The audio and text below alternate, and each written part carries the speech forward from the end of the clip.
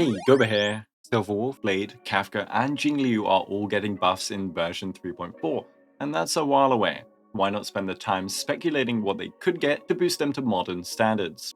Let's look at what their kit wants to do and how to improve that as best as we can while staying mostly realistic. Like and sub if you enjoy these kind of videos, and let's begin. Silverwolf first, as the oldest character to release out of this batch, all the way back in 1.1. When released, she was hailed by many as a future-proof character due to that weakness implant, but unfortunately her role was never that necessary, and her damage amp was power crept by limited Harmony units utility and buffs. Her problems are her single target focus, randomness on the implant, as well as damage amp in general due to 20% of her res being conditional to her weakness implant. For her current damage amp, when considering an enemy with 20% damage res to you, and you implant the correct weakness as well as ult them, you get 33% res reduction and 53% def reduction. When applying them both, we therefore get a single target damage increase of nearly 100%, which is kind of insane, but it's conditional and single target. So let's first fix up her skill and that random implant nonsense. We can go a few different ways on this. First, since she is a hacker, we could let her press the skill button repeatedly, like in Lune can, and let her switch between weaknesses. Second, we could just let her implant the weakness of the first character in the team lineup order, just like the Lushaka planar sets condition. Third, we could let her implant all weaknesses. Considering Anaxa can do it to all targets fairly easily, and instantly during his ultimate, why not let her implant all weaknesses on skill as it is single target? Though we'd probably have to nerf the res reduction a bit if so. Either way, the end goal is making Silverwolf implant what we want all the time. But then comes the problem of the res reduction. Do we keep it conditional to them not having the weakness you implant, or do we just let her amp work fully whenever? The current kit gives her a kind of brute force power where if the enemy isn't weak to you, Silverwolf gains so much power and can let you fight enemies you normally aren't supposed to. I kinda like it, and I don't want to make her super basic, so I think we keep the conditional part, except we improve the all type res reduction to 20%. So if you implant a weakness, you now get 40% total res reduction, not including traces, but I think we will remove that A6 anyway. Now a lot of people want blast skill, and I kinda do too, but 40% res reduction potentially on 3 targets is a bit crazy. So if we do give it blast, I don't think we apply the weakness implant effect. So kind of like Firefly skill, we will implant the weakness to the central target and therefore get maximum res reduction, but blast targets will only get the 20% all type res reduction, which is still pretty big. I think her ult can go blast too just fine. Single target only whilst being a tiny bit stronger than Pella's AoE ult is a bit silly. Not to mention that Pella runs pearls much easier than Silverwolf anyway, and therefore can have high def reduction over her, whilst also being fully AoE. Then in her talent, I think her bugs are cool, but I feel like we should just increase the base chance to at least 85%, like her skill, just to make it more consistent when building your normal effect hit rate amounts. And finally, her technique should implant weaknesses when entering combat, letting her ramp up much faster and acting more like other damage ampers that gain actual benefits from the technique. Since we have multiple ways we can go with this skill, that would also change the technique. If we let the skill implant all weaknesses, for example, then the technique should do so too on the highest HP enemy. If we let it implant a specific one, then let us implant that specific one to all enemies at the start of combat. For traces, not much would happen, just some tweaks. I would buff the A2's base chance to 85% as well. Effect hit rate is just kind of a dumb stat. And then A4 should also increase the res reduction duration by 1 turn, not just the weakness implant duration. At A6, I have no idea since we already buffed res reduction a ton. Maybe based on the debuff count on the enemy, she instead gets a boost, but that's kind of like the E6, but maybe we can make it crit rate and or crit damage. It would incentivize her high debuff stacking for once. Let me know what you guys would put here. All in all, we get a boost in single target amp going from 97% to 109%. Furthermore, we now reduce the res and defense of enemies next to the central target. With the whole 53% def reduction and 20% res reduction, we go up to 67%. Insane. And finally, we get a reliable weakness implant for her, letting us break the enemy, but also consistently get her full damage amp versus non-weak enemies. Does she need more? Let me know below. But for now, let's check out Blade, the next buffed unit in release order. Blade is unironically rising in power thanks to this new HP meta, but he still needs help anyways. His problems are lack of damage, lack of self buffs, and lack of multipliers. Basically, damage but said in 3 different ways. But one problem of the multipliers is that attack scaling being so weak and basically irrelevant. I think, however, we keep it and make that part of his uniqueness. And finally, he wants to lose HP and use that HP loss to deal damage, but the thing is it's capped and then just kinda does nothing else when you lose more. So Blade's skill, Hellscape first. Consuming 30% HP is fine, this ability is all mostly fine, but we can add a better self buff here. When Hellscape is active, his damage dealt increases by 60% and his HP and attack are increased by 15%. This will buff his overall damage much more, as well as improving his multipliers scaling stats. His enhanced basic should now get a big improvement in multipliers. His attack multipliers should double, and his HP multipliers should increase by 1.5 times. Now, to help balance the big boost in damage, whilst also helping out a future idea for him, we will increase the HP consumption to 20% of his max HP. Now for his ultimate. The ultimate does damage scaling off of attack, HP, and HP loss during the battle, so 3 different scalings. But since the HP loss is capped at 90% of his max HP, it's basically just saying at maximum a 190% HP multiplier against the centered target. I think we could remove the cap completely and it still wouldn't be too crazy. He gets his ult in a few turns and it would just mean more synergy with HP siphoning units and high sustained teams, like the Nukes synergy he has. It would mean he can have his HP consumed and healed back up and consumed again and let him unleash a nuke. It would still reset after his ult is used, but now he can choose to use it early or nuke a boss later with it. And let's also let him overcap on charge in his talent. He can stack up to 5, but in some scenarios you can go over, and letting him keep track of that would be a really nice quality of life benefit. I'm also going to increase the attack multiplier here yet again. His traces also need a fix up though. We can tell he was a 1.2 unit.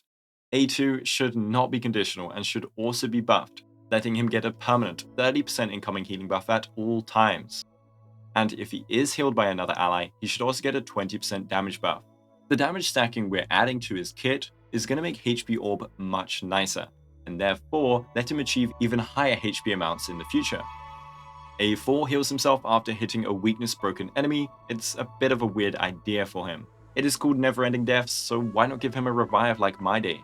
When receiving a killing blow during the Hellscape state, Blade will not be knocked down, but will lose half of the tally of the HP loss for his ultimate, exit the Hellscape state, and restore 75% of his max HP.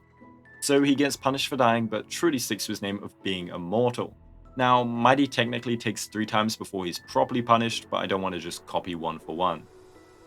And finally, Cyclone of Destruction should instead give us a meaningful buff. Increases Blade's crit damage by 15% after using a follow-up attack, stacking up to 3 times, because why not? If you have any other ideas for Blade, let me know, but I thought just buffing his multipliers, self-buffs, fixing up his traces, and making his ult cooler was all I could really do. He's a damage dealer, so it's hard to add unique things without changing the character a lot. Now, Kafka released just after Blade and started the Dot archetype uprising, which unfortunately then stopped rising until 2.0, which then stopped rising again. We'll get a new Dot character soon, right guys? Now, her issues are not just her own. Dot just hasn't received much help, and there's no dedicated buffer for the archetype, just good buffers that work. But she does lack damage compared to modern DPS, just like Blade does, and she does have some clunkiness we can improve on. And as always, traces could use a little fixing. Her skill detonating on all 3 targets is the first thing people move towards on a Kafka rework, and I am with them on that. She has a blast attack on her skill, but only detonates the central target's dots, which just feels annoying. Kafka should get a blast type detonation, so let's boost the original damage value of the central target detonation and give a weaker side enemy detonation. Now it feels like a proper dot blast attack that does great damage on all 3 targets. Her ult up next. We're going to add her A2 to the ultimate's base ability. If her skill can detonate all dot types, why not also let her ultimate just have it, so we can give her an actually cool A2. So now her ult will detonate all dots without any A2 needed. And speaking of passives, let's also add the A6 to the base kit, giving her 130% base chance without needing the A6. It just feels stupid to have as a passive. Let's also buff the detonation multiplier slightly since it's supposed to be an explosive ultimate attack. And let's increase the dot multiplier because we need to get close to modern DPS. And finally, let's increase the shock duration to 3 turns just for quality of life versus a bunch of fast enemies. Now her talent is kinda underwhelming. Let's first do the changes from the ultimate and then look at what we can add. So first we add the duration increase to the shock applied from the talent. And then we will also increase the base chance of applying shock to 130%, just like the ultimate.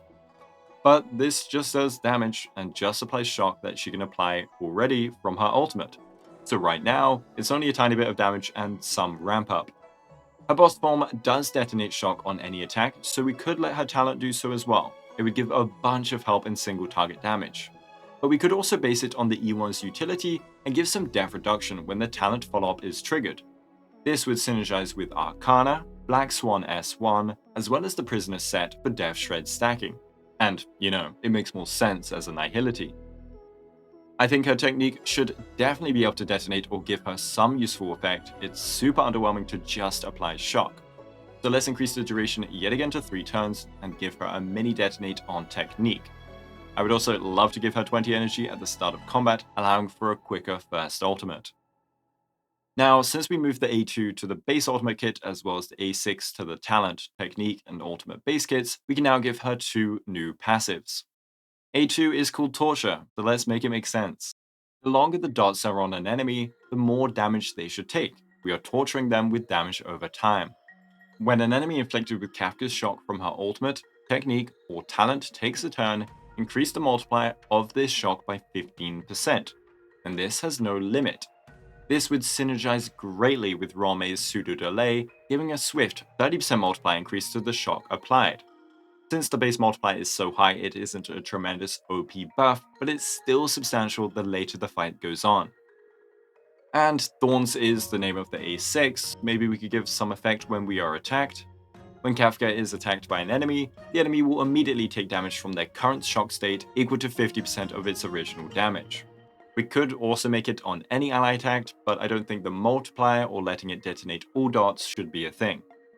Kafka should overall do so much more damage, be much comfier and more consistent to use, and also provide more damage amp for the team, working into that multi-DPS dot team aspect. She should also provide more detonations for Black Swan's Arcana too, which helps that synergy even further. Finally, we have Jingliu. Of course, since Maide got auto-battle treatment despite being quite collected and rational in combat, we have to give Jingliu auto-battle too. Just kidding. Her problems are weak multipliers and high reliance on self-buffs, as well as buff turn duration being destroyed by her spectral transmigration state. And maybe staying in the spectral state longer is something we should aim for with buffs too. I'm going to give a 1.3 times multiplier increase to her enhanced skill first. Now she will deal 325% of her attack to the central target and 162.5% to adjacent enemies. Her ult could also use a boost, so let's bump it to 380% of her attack to the main target and 190% to adjacent enemies. This overall is a similar increase to her skill. Now, this little Jingliu enters a cool spectral state, but unfortunately advances her action by 100% to do so. This hurts buff duration from allies and hurts potential combos for the same reason. Instead, what we will do is give her an extra turn like Maide gets on God Slayer Be God. When entering the spectral transmigration state, she will instead get an extra turn where she can use Moon on Glacial River without consuming a stack of Syzygy. So not only do we no longer get that annoying turn, but we also get a free attack in this state. This means she still gets those normal 2 attacks, but with an extra one, she can generate an extra ultimate more easily and extend her state longer than usual. Finally, her A2, A4, and A6 were completely cringe even in 1.4. Death Realm you say, but you give effect res? Instead, how about we get 10% res pen in the spectral transmigration state? Now that sounds more like a Death Realm and brings a new, unsaturated buff to the table. A4 is Sword Champion, but she gets a puny advance when using her unenhanced skill. Instead, let's give her this advance on her enhanced skills too, and buff it a little. Now we have more build flexibility. We can either drop speed and still hit the 134 breakpoint, or we could even get up to some 160 breakpoint shenanigans. A6 should just give a blanket damage buff during the spectral state, Why limit it to ultimates? So now, whilst in the spectral transmigration state, increases damage dealt by 30%. More multipliers is more damage, more self buffs is more damage, and we fix that advance forward whilst also letting it bring a new benefit. Jingliu should feel much stronger overall and lose a lot of her clunkiness. Giving her an advance forward on A4 also leads to more potential synergies and advance forward combos. But yeah, let me know what you think of all these ideas. I really can't wait to see how the buffs end up, and let me know also if you want to see full videos on each unit when they are buffed. If you do, stay tuned by subscribing, and thanks for watching. Thanks to my amazing YouTube members, and have a Guoba day.